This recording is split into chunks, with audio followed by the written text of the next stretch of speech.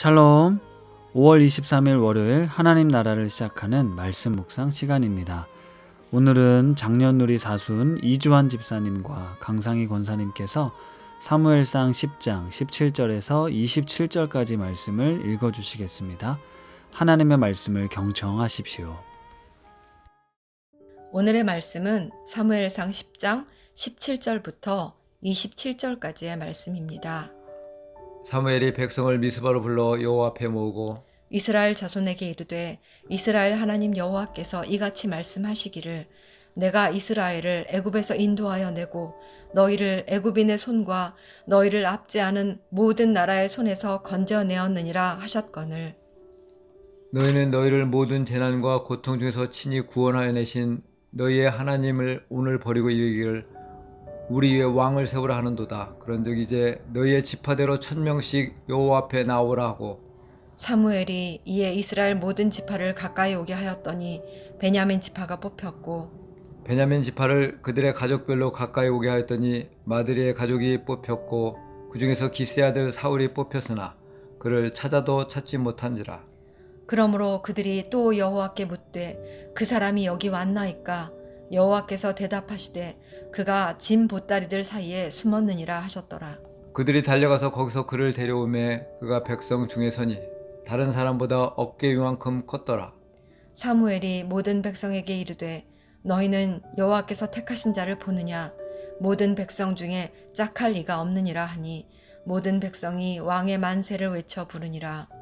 사무엘이 나라의 제도를 백성에게 말하고 책에 기록하여 여호와 앞에 두고 모든 백성을 각기 집으로 보내매 사울도 기브와 자기 집으로 갈 때에 마음이 하나님께 감동된 유력한 자들과 함께 갔느니라.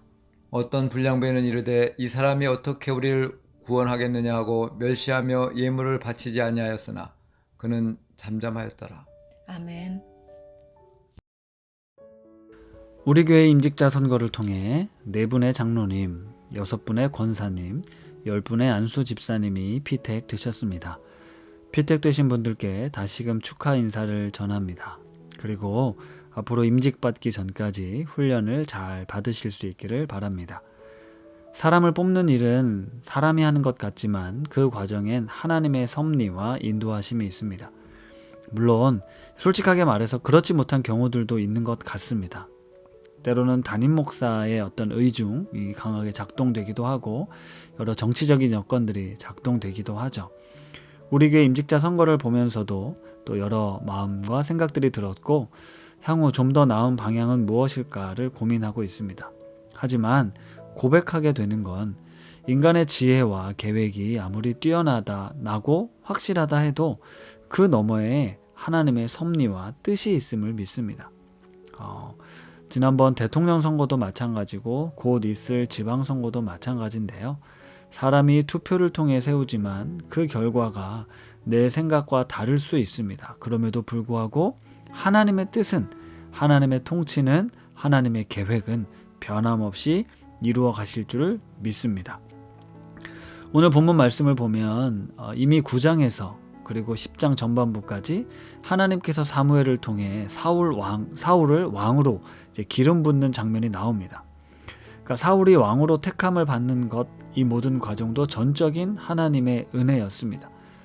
물론 그 과정에 수많은 우연이 겹쳤지만 하나님께서는 그걸 섭리 가운데 이끄신 겁니다.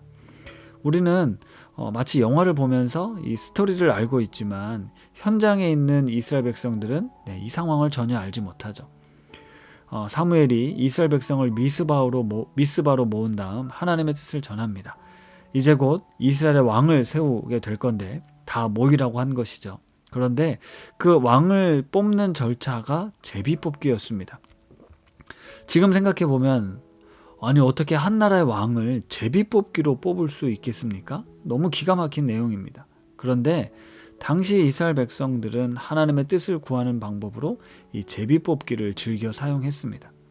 가나안 땅 정복 이후 각 지파별로 땅을 나눌 때도 제비뽑기를 했었고요. 하나님의 뜻을 알려주시는 수단으로 종종 제비뽑기가 사용됩니다. 그래서 이 사무엘이 이 왕을 선택하는 과정에 이스라엘 지파별로 각 1000명씩 선발해서 하나님 앞으로 나오게 합니다. 그러니까 총 1만 2천 명 중에서 왕을 뽑는 건데요. 우선 어느 지파에서 왕이 나올지를 뽑습니다. 그랬더니 베냐민 지파가 나왔습니다. 그 지파에서 이제 가족별로 나와 뽑는데 이번엔 마드리 가족이 뽑혔고요. 그 중에서 다시 제비를 뽑았더니 기스의 아들 사울이 뽑혔습니다. 그런데 참 재밌는 건 이 성경에 보면 이렇게 제비 뽑는 과정 이후에 이 사울이 어디에 있었냐는 겁니다. 이미 사무엘로부터 하나님께서 당신을 왕으로 세우셨다라는 걸 알았는데 이 사울은 제비 뽑는 과정 어디에 숨어 있는 겁니다. 사람들이 기스의 아들 사울이 제비 뽑혔을 때 주변을 둘러보아도 사울이 보이지 않는 겁니다. 그래서 하나님께 이 사람이 여기 있습니까? 왔습니까? 라고 묻습니다. 그랬더니 하나님께서 그가 진보다리들 사이에 숨어 있다고 알려주십니다. 그리고 사람들이 그를 찾아와 데려와서 사무엘이 사울 왕을 백성들에게 소개하고 백성들은 만세를 외치며 환호합니다. 이렇게 이스라엘의 첫 번째 왕이 선출되었는데요. 지금 상식으론 제비 뽑기 방식도 그렇고 왕으로 뽑힌 사울의 모습도 이해가 되지 않는 부분이 많습니다. 그러나 이 과정 속엔 하나님의 뜻하심이 들어 있습니다. 그리고 사울을 기쁜 마음으로 따르는 자들이 있었던 반면에 어떤 불량배들은 그를 무시하며 따르지 않았다고도 성경은 기록합니다.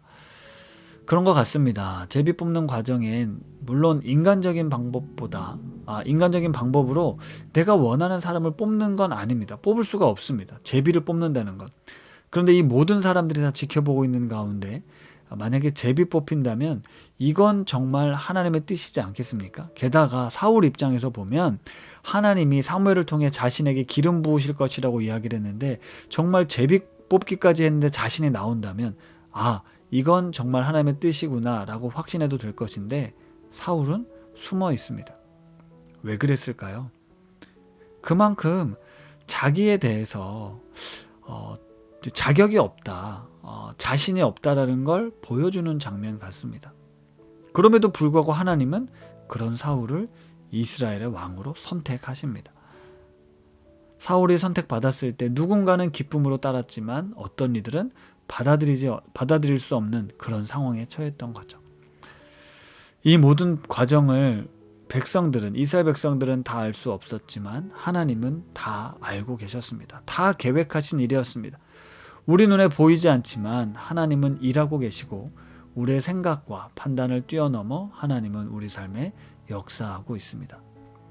이러한 믿음으로 오늘도 주어진 삶의 자리에 예배자로 살아가는 우리 오신 가족들이 다 되시기를 바랍니다.